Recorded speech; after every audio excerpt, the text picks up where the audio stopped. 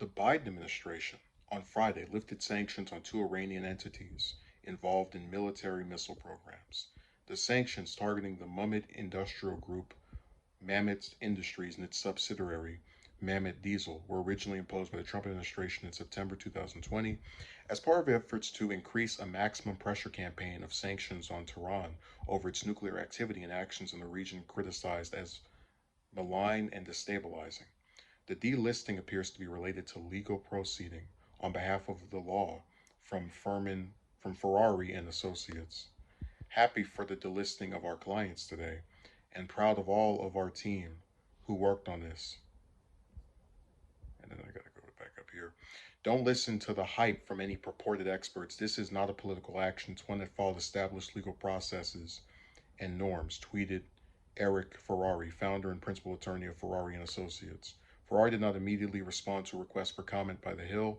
Ferrari's bio on the firm's website lists Mammoth Industrial Group and related parties as a client, and that the firm has removed three of the five designees targeted under the Treasury Department's Office of Foreign Assets Control. The entities were identified as being key producers and suppliers of military grade dual use goods for Iran's missile programs. They are part of an estimated 1,500 sanctions imposed by the Trump administration since 2018, when President Trump withdrew from the international nuclear accord with Iran called the Joint Comprehensive Plan of Action, also known to those of us that follow this stuff as the Iran nuclear deal.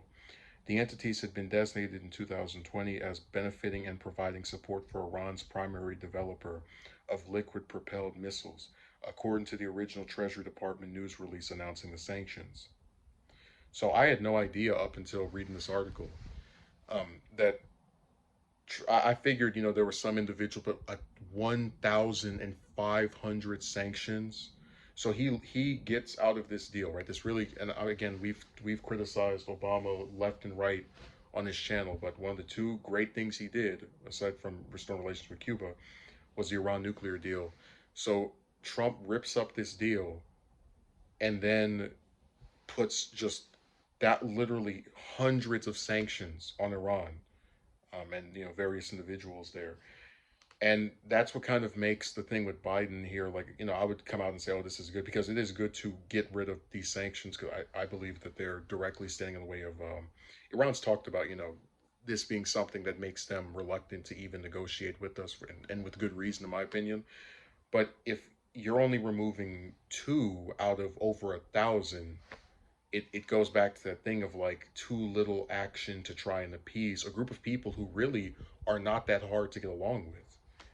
It's just that we have this overtly antagonistic relationship with them, that even when we have members of the opposing parties like taking turns in the White House, we still can't get a concrete overall shift in policy. Oh, look, I lifted two sanctions out of over 1,000.